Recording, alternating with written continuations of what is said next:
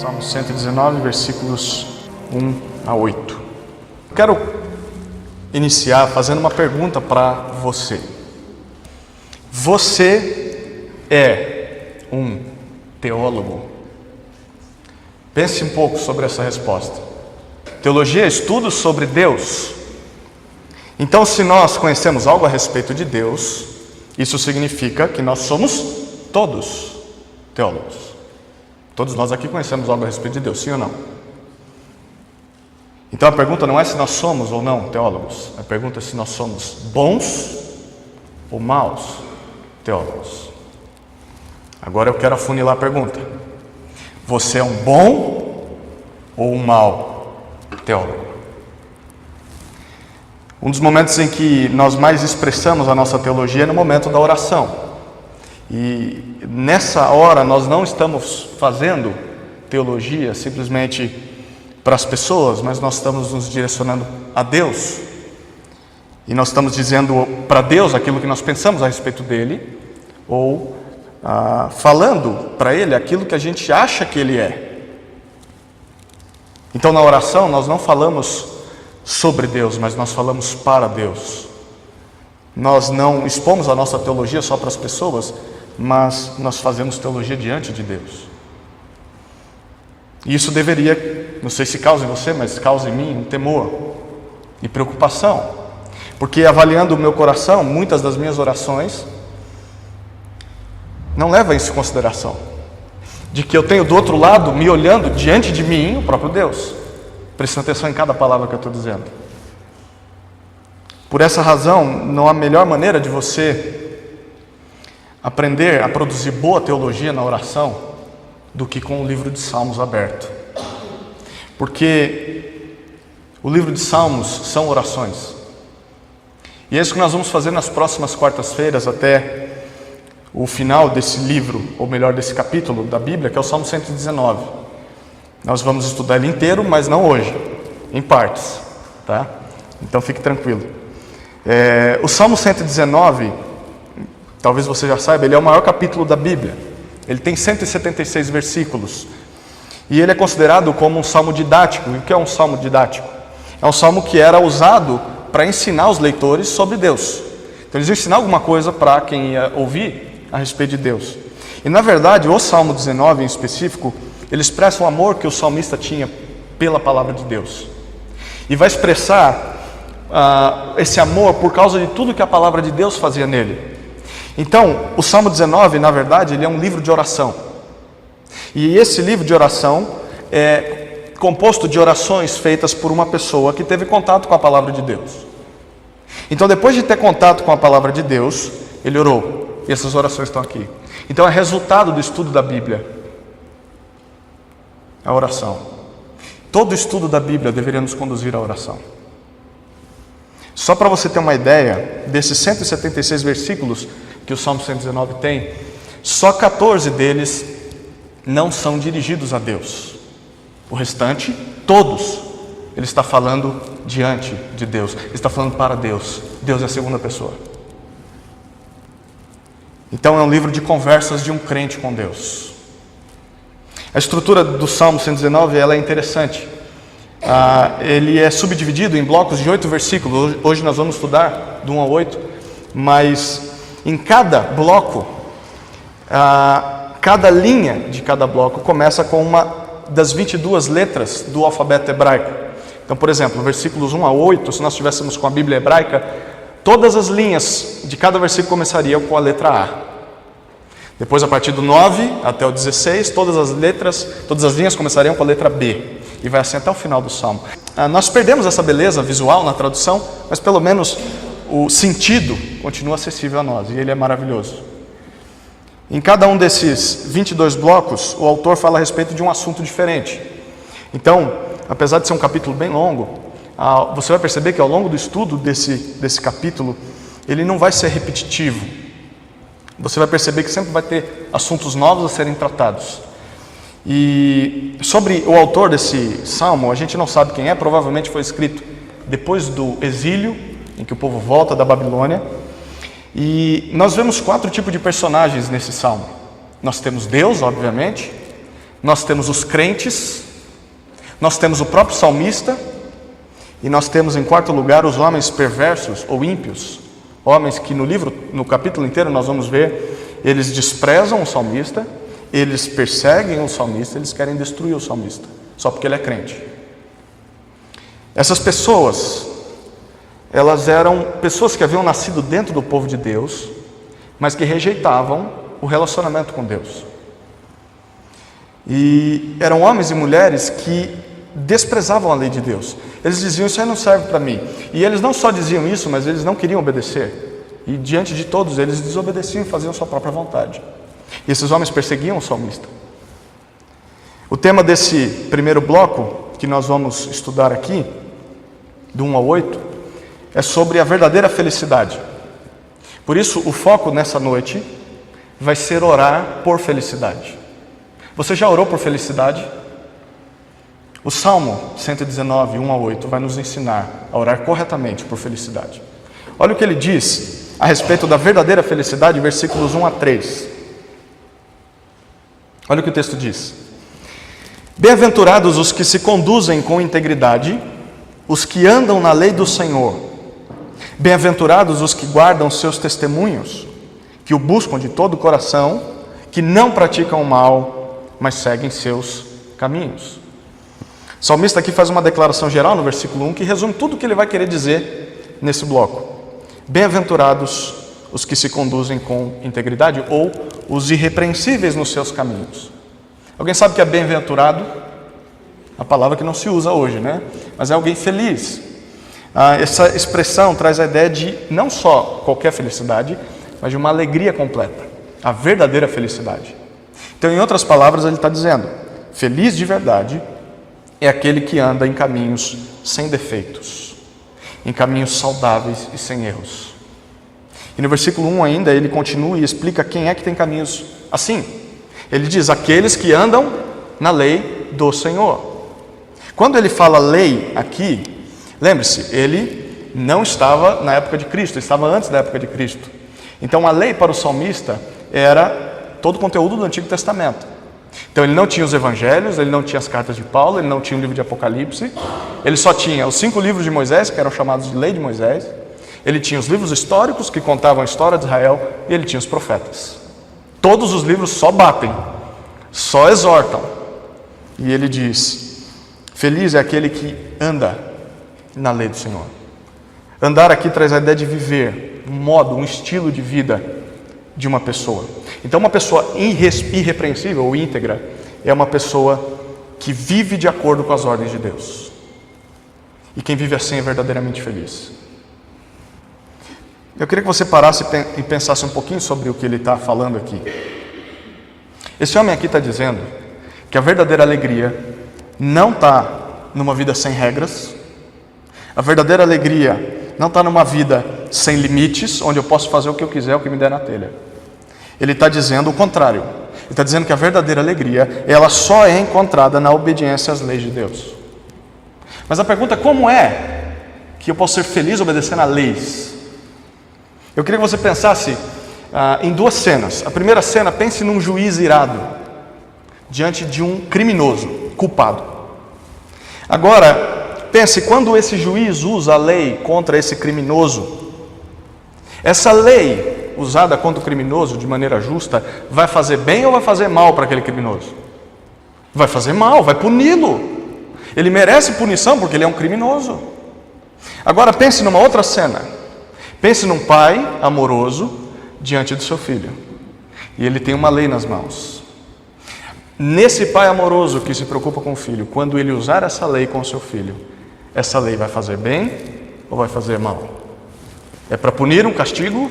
Para espancá-lo? Para colocá-lo numa jaula? Não, agora sim, Gil, pode falar. Vai fazer bem. A lei, perceba, ela é uma arma nas mãos de um juiz irado, mas ao mesmo tempo ela é um instrumento nas mãos de um pai amoroso. E é por isso que as pessoas odeiam as leis. Por que as pessoas odeiam as leis? Porque as leis castigam o erro. Mas se a pessoa está diante de alguém que a ama, a lei vai ser usada para corrigir, porque visa o seu bem. Isso é interessante. A verdadeira felicidade só é encontrada na integridade. E a integridade significa obedecer às leis de Deus. É por isso que muitas pessoas que vivem uma vida sem limite, que vivem uma vida sem regras, elas vivem como se não tivesse tudo. Só parar para pensar nas pessoas que têm overdose. A gente viu aí uma cantora famosa dos Estados Unidos que tinha tudo e não tinha nada. Só para a gente para pensar nas pessoas que vivem felizes em busca sempre de algo a mais, elas sempre querem ter mais. E elas podem ter tudo o que elas quiserem, mas elas não podem ter a verdadeira alegria da qual elas tanto precisam e não conseguem alcançar. Então nós não devemos pensar nas leis de Deus como algo ruim para nós, porque se nós já fomos perdoados por Deus, por meio de Jesus, nós devemos encarar as leis de Deus como instrumentos para nos conduzir à felicidade. Nós já não estamos mais como réus diante de Deus. Lembremos disso. A verdadeira alegria está na obediência a Deus. E o salmista explica como que é esse andar, esse viver da pessoa verdadeiramente feliz. Como é a vida de uma pessoa feliz? Será que é uma pessoa que viaja bastante, é uma pessoa que tem muito dinheiro no bolso, uma pessoa que sempre está em casa e não faz nada? Não sei. Mas olha para o versículo 2 e 3, ele explica para nós. Primeiro, o versículo 2, ele diz: ela guarda os testemunhos do Senhor. Ela guarda as prescrições, as leis. Guardar aqui traz a ideia de você, quem é vigia aqui? Nós temos um vigia, né? Tem mais vigia? Tem lá outro. O vigia o que faz? Ele vigia, né? Ele observa, ele protege. Ele tem a tarefa de manter as coisas no lugar. Ninguém pode tocar nisso aqui, eu estou observando isso aqui. Não posso dormir enquanto faço isso. Então, guardar os testemunhos do Senhor é mais do que você obedecer à palavra de Deus.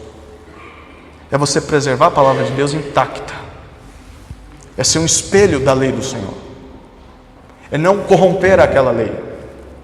Segundo, ele diz, ele busca ao Senhor de todo o coração, ainda no versículo 2. Íntegro é o homem que procura, que busca, que recorre a Deus com todo o seu coração. Coração na mente de um judeu é diferente do coração na mente nossa ocidental. A gente, quando pensa em coração, pensa em duas coisas: ou no músculo que está batendo, bombeando sangue, ou nas nossas emoções, o centro das emoções. É aquilo que é afetado quando ficamos apaixonados. Mas na cabeça de um judeu, o coração era mais do que isso. O coração era o centro das decisões. O centro da inteligência. É todo o interior do homem. É aquilo que envolve a mente, aquilo que envolve a vontade, que envolve a razão, que envolve os desejos, enfim. Então, alguém irrepreensível é alguém que sempre quer saber a opinião de Deus para tudo na sua vida e busca o conselho de Deus para todas as áreas. Terceiro, ele vai dizer no versículo 3, essa pessoa não pratica o mal. Isso é óbvio, né? Porque uma pessoa que anda na lei de Deus, ela não vive na prática daquilo que é injusto, daquilo que é iníquo, daquilo que é perverso ou violento. Perceba, uma coisa é você ter um pensamento ou uma atitude má de vez em quando. Se você é pecador como eu, provavelmente isso acontece com você. Mas uma outra coisa muito diferente é ser uma pessoa injusta todo o tempo, perversa, má. Isso é contrário de andar na lei do Senhor. Quarto lugar, ele diz, então, pelo contrário, se ela não anda em caminhos maus, ela anda nos caminhos do Senhor. Então, ao contrário de imitar aquilo que o mundo diz ser normal, a pessoa íntegra segue os passos de Deus. E aqui é interessante. Imagine você com seu filho andando na praia. Você diz: filho, me siga. E você começa a andar na frente dele e as suas pegadas vão ficando na areia. Quando o salmista diz que o homem íntegro ele anda nos caminhos do Senhor, é como esse filho que vê as pegadas do seu pai no chão e ele quer seguir essas pegadas. E ele quer pisar em cada pegada, só que a perninha dele é bem menorzinha que a pernona do pai. Ele consegue pisar em todas as pegadas do pai? Não consegue, mas ele vai tentar. Uma ou outra ele vai acertar. É isso que o salmista está dizendo. Ele não se desvia desse caminho. Ele sabe que ele não consegue acertar tudo, mas ele segue esse caminho. Aqui está a verdadeira felicidade. Ter uma vida íntegra e irrepreensível. E uma vida assim é uma vida de obediência à lei de Deus. Então não importa o que o mundo lá fora diga ser a verdadeira felicidade. A verdadeira felicidade não está na falsa liberdade. Faz o que você quiser. A verdadeira felicidade não está nos prazeres da carne, ou não está na busca por riquezas ou bens. A verdadeira felicidade está na obediência sincera da palavra de Deus. E aí o salmista continua no nosso bloco e ele fala a respeito do seu desejo, o que estava no coração dele. Olha o que dizem os versículos 4 até 6. Ele diz assim: ordenaste teus preceitos para que fossem obedecidos com cuidado. Que meus caminhos sejam estabelecidos ou firmados, para que eu guarde teus estatutos. Então não ficarei envergonhado quando obedecer a todos os teus mandamentos. Perceba, o versículo 4, ele deixa de dizer algo geral, e agora, com quem ele vai falar no versículo 4? Ele não está falando para outras pessoas, agora ele vai falar com Deus. Olha o que ele diz no versículo 4: ordenaste os teus preceitos. Ele está falando: Deus, eu sei muito bem que o Senhor deu as tuas ordens, os teus mandamentos, os teus estatutos, com propósito. Qual é o propósito? Versículo 4: para que todos eles fossem cumpridos à risca, obedecidos com cuidado. Pense um pouquinho aqui. Deus não inspirou mais de 40 autores a escreverem 66 livros num período de 1500 anos simplesmente porque Deus não tinha o que fazer. Ou Deus não nos deu a sua palavra só para que nós observássemos a palavra. Legal, Salmo 119, essa página é muito boa, acho que eu vou arrancar ela porque eu só gosto dela. Vou escolher o que eu gosto, o que eu não gosto eu deixo para lá, não preciso obedecer. Não foi para isso que Deus deu a palavra dele. Ou Deus não deu a sua lei para que nós pudéssemos escolher entre essa lei, que é uma verdade, e as outras verdades que o mundo diz que é verdade também. As outras religiões não têm seus livros, lá também são verdades. Então eu escolho ou essa, ou escolho a outra, no final todo mundo está certo. O salmista diz que quando Deus nos deu a sua palavra, não foi por esses motivos. Deus tinha a intenção de que nós obedecêssemos à risca a sua palavra. Então a palavra de Deus não é um self-service, em que você vai lá e você pega a macarronada, mas deixa o arroz de lado. Você come a macarronada e come o arroz. Não é um self-service em que você vê um belo de um bife, e do outro lado a beterraba e diz: eu só quero bife, ou eu só quero a beterraba, ou você vai comer os dois. Nós precisamos obedecer quando nos é conveniente, sim, e mesmo quando isso nos causa desconfortos. Na obediência à lei de Deus, Ele quer toda a nossa atenção. Deus quer a mim e a você por inteiro.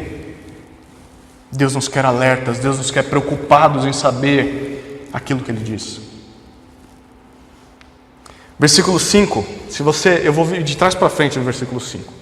Perceba que ele diz, na segunda parte do versículo 5, que ele quer observar, ele quer guardar, ele quer obedecer a todos os estatutos de Deus, todos os preceitos, todos os limites que Deus coloca. Mas ele sabe que isso depende de algo, e agora a gente vai para a primeira parte do versículo 5. Depende dos seus caminhos, dos seus passos serem firmados, serem estabelecidos.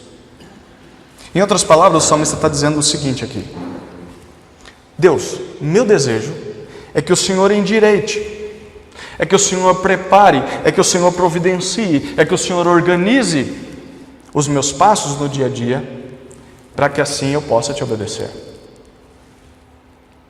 Você percebe o que o salmista está dizendo aqui? Ele não só quer obedecer a Deus, mas ele pede para que Deus dê os meios necessários para que isso aconteça. Ele pede para que Deus arranje as situações para que a obediência seja possível. Se você parar para prestar atenção nesse versículo, você percebe que até para obedecer a Deus, nós precisamos da ajuda de Deus. Nem para obedecer nós servimos. Isso deveria afetar as nossas orações todas as manhãs, como afetou essa oração do salmista. Muitas vezes nós dizemos que queremos obedecer a Deus, mas não sei se você concorda comigo, parece que as coisas não fluem. parece que nós estamos numa areia movediça, porque nada dá certo. Eu queria sair hoje de manhã e fazer tudo aquilo que eu vi na palavra, mas não estou conseguindo. É aí que entra essa oração do versículo 5. Deus, eu quero te obedecer hoje, mas eu sei, Deus, de que se depender de mim, eu não vou conseguir. Deus, eu mesmo vou estragar os meus caminhos. Eu vou entrar em caminhos tortos. Deus, eu vou ter medo, eu vou ter covardia. Eu sei que vão ter momentos de egoísmo, momentos em que eu vou me irar.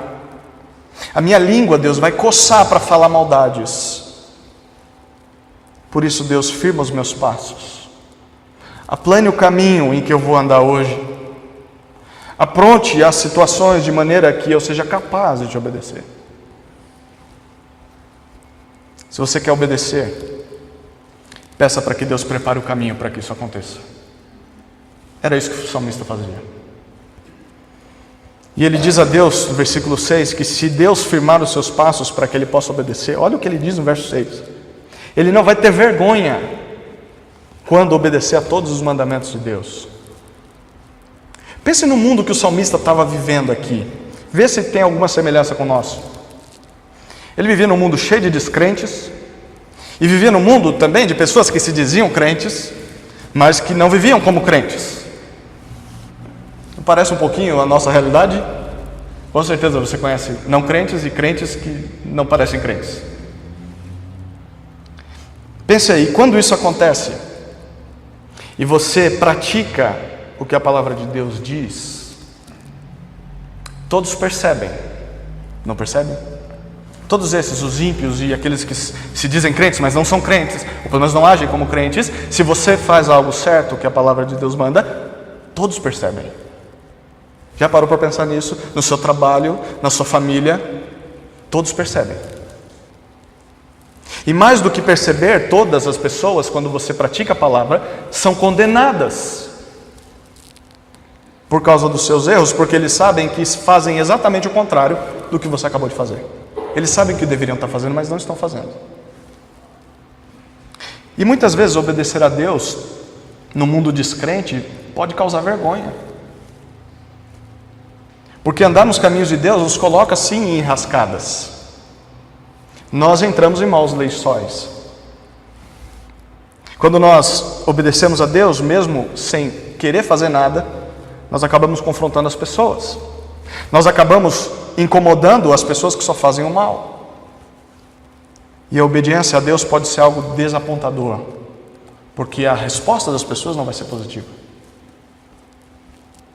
E é por isso que o salmista, no versículo 6, ele deseja que Deus ajude ele a obedecer, firmando os seus passos e preparando o seu caminho. Porque quando o salmista obedecer, ele não vai ter que ficar ligando para a opinião negativa dos seus inimigos, dos descrentes, porque Deus está com ele. Deus preparou aquele caminho e ele sabe o que ele está fazendo. E perceba, ele diz que não vai ser envergonhado quando obedecer. Olha o versículo 6. Algumas ordens de Deus. O que ele fala? Qual a palavrinha? Todas.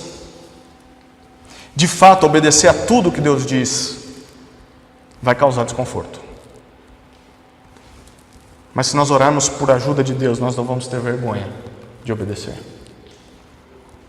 O salmista conclui no versículos 7 e 8, e ele diz assim: eu te louvarei com coração íntegro, quando houver aprendido tuas justas normas.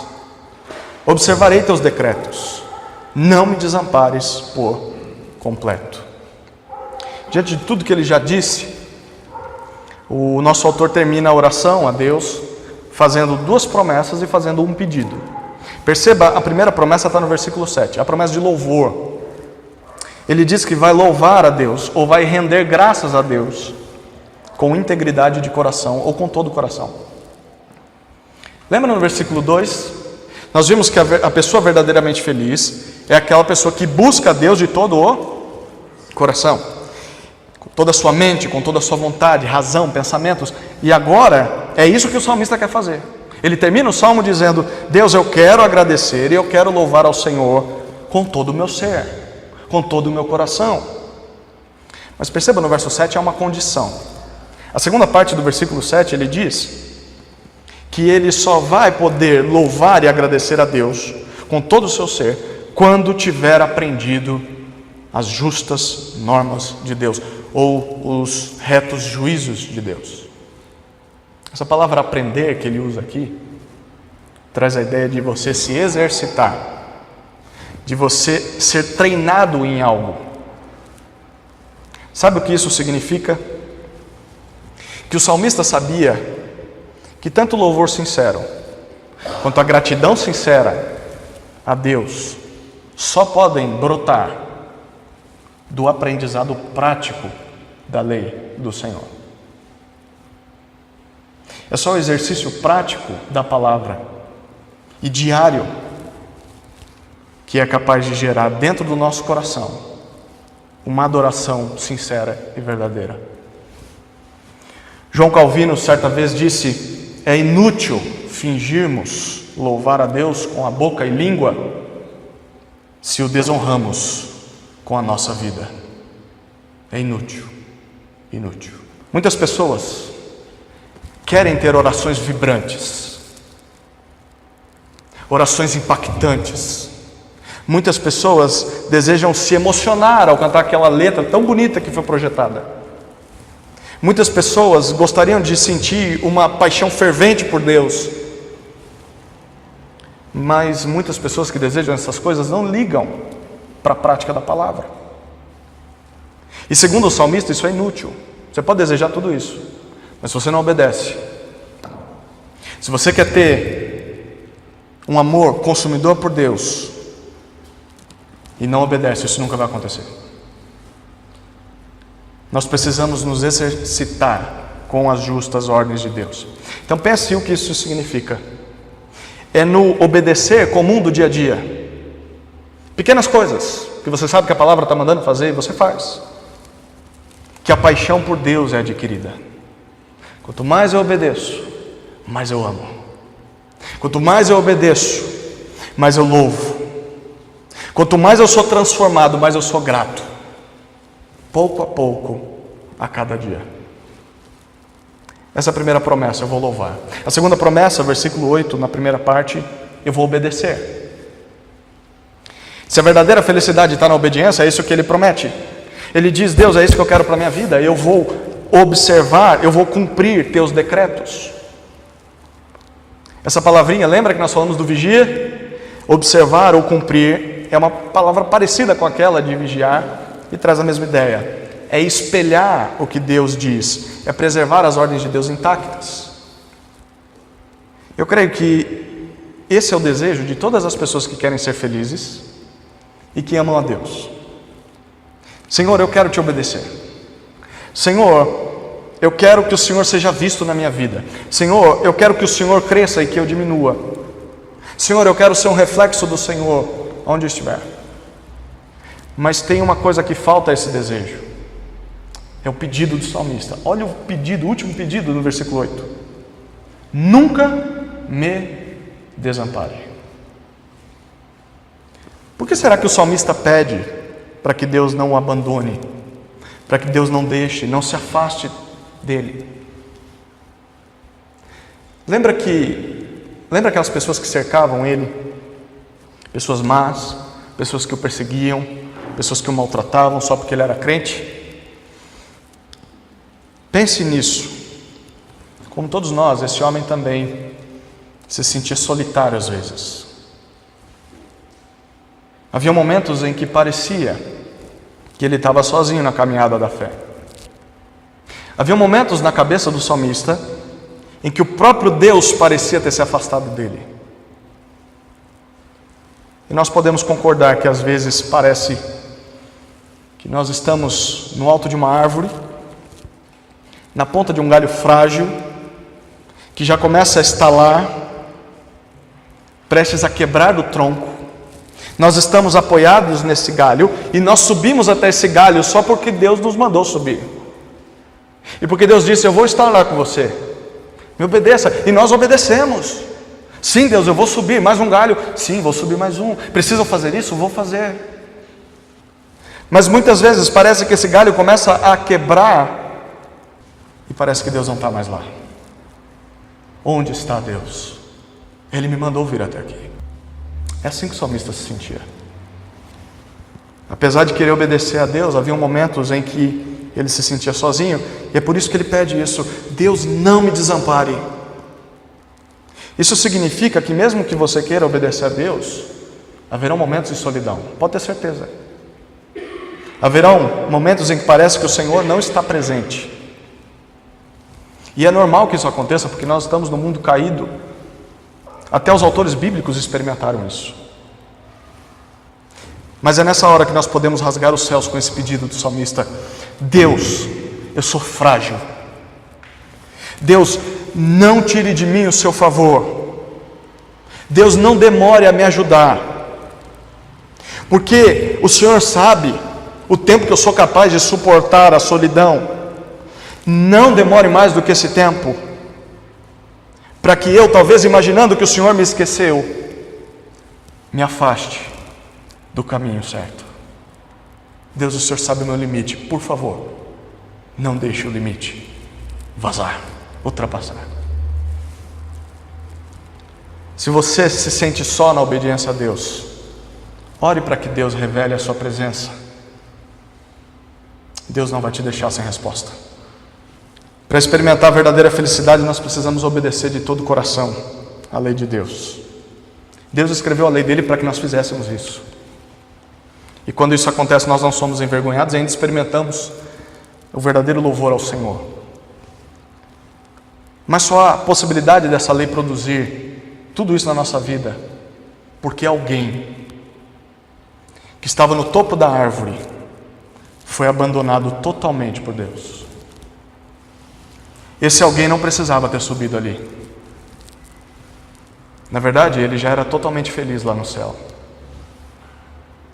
Ele é a expressão exata da lei de Deus. Ele nunca pecou.